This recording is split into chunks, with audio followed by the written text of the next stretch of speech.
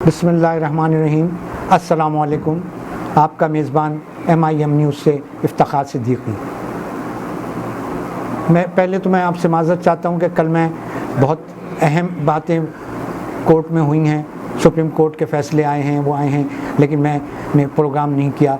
माज़रत चाहता हूँ क्योंकि मुझे उससे ज़्यादा ज़रूरी काम था। मुझे 4 अप्रैल मेरे कायद की बरसी का दिन था और मुझे घड़ी खुदा बख्श जाना था। मैं हर साल वहाँ जाता हूँ, लेकिन इस मरतबा मैं इस वजह से आपसे मुखातिब हूँ और आपको बताने का मुझे शर्फ हासिल हो रहा है कि ये चैनल MIM चैनल में जनाब हमारे वसीम मिर्ज़ा साहब जो इस चैनल के ओनर हैं, उन्होंने मुझे इस चैनल पे प्रोग्राम करने के लिए दावत दी हुई है और मैं अपना प्रोग्राम यहाँ करता हूँ। तो उसके तवस्सुस से मैं आपको बताना चाहता हूँ कि मैं असल में कल इस वजह से प्रोग्राम न कर सका क्योंकि मेरे लिए वो ज़्यादा ज़रूरी था। मेरा कायद, मेरा रहबर जुल्फ़कार अली भुट्टो शहीद, जो आज हम में मौजूद नहीं हैं, लेकिन फिज़िकली मौजूद नहीं है, लेकिन हर वक्त हर दम हमारे दिलों पे राज किए हुए हैं। इसे कहते हैं कि मर के भी जीना। वो काम करो जो मर के भी जीते रहो। खैर, बहरहाल कल वो गुज़र गई। फिर आज मैं जब पहुंचा हूं यहाँ वापस, तो फिर मैंने कहा कि आज प्रोग्राम करूँगा, तो मेरे लिए बहुत ज़रूरी था। मैं माज़रत चाहता हूँ, कल आपको इतनी अहम खबरें थीं लेकिन ना दे सका। लेकिन खुलासा बहरहाल मैं वहाँ पे सब सुन रहा था। मैं लिंक में था अपने रिपोर्टर्स से और उनसे वो सब मुझे बता रहे थे कि कल एक बहुत बड़ा फ़ैसला हुआ है। सुप्रीम कोर्ट अता बंदियाल साहब ने दबंग किस्म का एक फ़ैसला दे दिया है कि 14 मई को जो है आपके पंजाब के इलेक्शन होंगे और सरहद के इलेक्शन के लिए उन्होंने गवर्नर साहब को तजवीज़ कर दिया है कि वो देखें कि वो कौन सी तारीख उनको सूट करती है। बहरहाल, और उन्होंने इलेक्शन कमिश्नर साहब को भी खुसूसी हिदायत दे दी है कि आपको 10 तारीख तक जो है 20 लाख 20 अरब जो है वो आपको मिल जाएगा इलेक्शन के अखराजात के लिए। और अगर आपको नहीं मिलता है तो 10 तारीख तक अगर नहीं मिलता है तो आप 11 तारीख को हमारे पास आके चैम्बर में बताएं कि आपको किसने मना किया या नहीं दिया या कितना दिया। पूरी डिटेल उन्होंने मांग ली है। तो इस वजह से उम्मीद ये है कि शायद फाइनेंस डिवीज़न जो है वो इस पर अमल करेगा और उन्हें जो उनकी डिमांड के पैसे हैं इलेक्शन के लिए वो उनको प्रोवाइड कर देगा, वरना अदरवाइज़ वो जो है अगले हुक्म का फिर इंतज़ार करें। वैसे आपकी जो मौजूदा हुकूमत है वो यही कहे जा रही है कि हम इस फ़ैसले को नहीं तस्लीम करते, ना हम मानेंगे, ना इस पे अमल होने देंगे, ना इलेक्शन हो सकते हैं। और ख़ास तौर पे जो मैंने एक प्रोग्राम में सुना कि जो उनके अटॉर्नी जनरल और इलेक्शन कमीशन के वकील थे कादिर साहब, वो अब्दुल कादिर जस्टिस रिटायर्ड हैं वो, तो वो उन्होंने कहा कि हो ही नहीं सकते 14 तारीख को, किसी सूरत नहीं हो सकते। और ये नहीं समझ रहे कि अगर नहीं करेंगे तो वो सब आर्टिकल 6 की जद में आएंगे।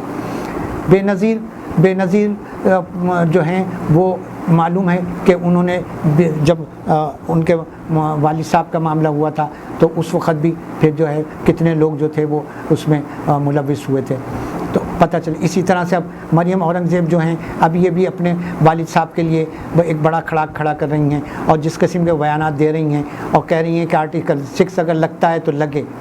एक प्रोग्राम के उसने होस्ट ने कहा कि अगर आप लोग जो हैं इस किस्म के बयानात दे रहे हैं तो ये तो आप आर्टिकल 6 की तरफ जा रही हैं। तो उन्होंने कहा मुझे कोई डर नहीं है, लगता है लगे, पहले भी हम पे लगा तो क्या हो गया। हाँ, तो मतलब ये इस तरह के दिलेराना जवाबात जो हैं तो ये सिर्फ स्टेटमेंट की हद तक हैं, ये नहीं वो करेंगे। और ये चाह रही हैं कि इनके चचा शहबाज शरीफ साहब जो हैं उन पे आर्टिकल 6 लग जाए तो उनकी तो सियासी लाइफ ख़त्म हो जाएगी, वो 5 साल के लिए नाअहल हो जाएंगे और पूरी पार्टी जो है वो सिर्फ मरियम बीबी के हिस्से में, झोली में आ जाएगी। वो भी अगर इन्हें सज़ा ना हुई, ये बच गई तो, वरना तो नून लीग की सियासत का कलकमा हो। ये जो बयानात दिए हैं असम्बलियों ने, उन्होंने बैठ के शहबाज शरीफ ने कहा कि जी हम सब इसे तस्लीम नहीं करते, असम्बली में वो हमारी जो कमेटी है उसने वो कर दिया है इसके ख़िलाफ़ कि हम इसे तस्लीम नहीं। ये सिर्फ बयानात की हद तक है, ये कर कुछ नहीं सकेंगे। मैं आपको बताऊं, देख लेना उसका एक हशर ये देख लीजिए कि जब ये इस किस्म के ये कर रहे थे तो आर्टिकल 6 से कौन कौन लोग थे जो लोग इसमें आएंगे। वो बचने के लिए बिलावल भुट्टो और शीर रहमान दोनों खामोशी से निकल के चले गए थे इजलास से, क्योंकि अब जो नाम आ रहे हैं, जो लोग वहाँ मौजूद थे उन लोगों के नाम हैं। तो अगर ये कुछ होगा तो जब डंडा चलेगा तो फिर वही लोग होंगे जो अंदर मौजूद थे, उन्हीं के नाम आएंगे और वही फंसेंगे। इस वजह से बिलावल भुट्टो और वो तो निकल गए। ये ज़बानी कलामी पीपल्स पार्टी कहती रहेगी, लेकिन मैं आपको एक बात बता दूं, जरदारी साहब बहुत बड़े पाए के सियासतदान हैं। वो हर चीज़ को और भांप लेते हैं, वो पहले से भांप लेते हैं और उन्हें पता है कि ये अगर नहीं हुए इलेक्शन तो आर्टिकल 6 लगनी है और किन लोगों पे लगनी है, जो लोग इसमें मुलविस होंगे। वो अपने बेटे का मुस्तकबिल तबाह नहीं करना चाहते कि उस पर आर्टिकल 6 लगे और वो नाअहल हो जाए 5 साल के लिए। तो इस वजह से मैं आपको सच बता रहा हूँ कि आप देख लीजिएगा, पीपल्स पार्टी इससे अलग हो जाएगी और वो इस बयानिए को ही तस्लीम नहीं करेगी।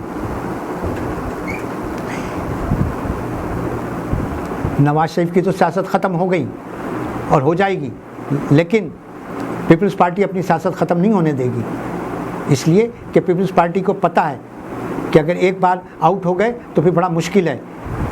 जरदारी साहब क्यों वो कर रहे हैं कि सिंध की असम्बली नहीं तोड़ के, और वो क्यों नहीं राज़ी हो? क्योंकि इन्हें मालूम है कि इक़्तिदार में रहते हुए सब कुछ कर सकते हैं, इक़्तिदार से बाहर जाने के बाद आदमी की हैसियत कुछ नहीं होती। तो ये चीज़ को तस्लीम कर लेंगे। और मैं आपको ये बता दूं कि इलेक्शन तो होने हैं और होकर रहेंगे इंशाअल्लाह ताला। और मरीम नवाज़ की सियासत में अगर रह गई तो देखें क्या होता है, वो मुकाबला करती हैं, इलेक्शन लड़ती हैं या नहीं लड़ती, वो एक अलग बात है, कहानी है।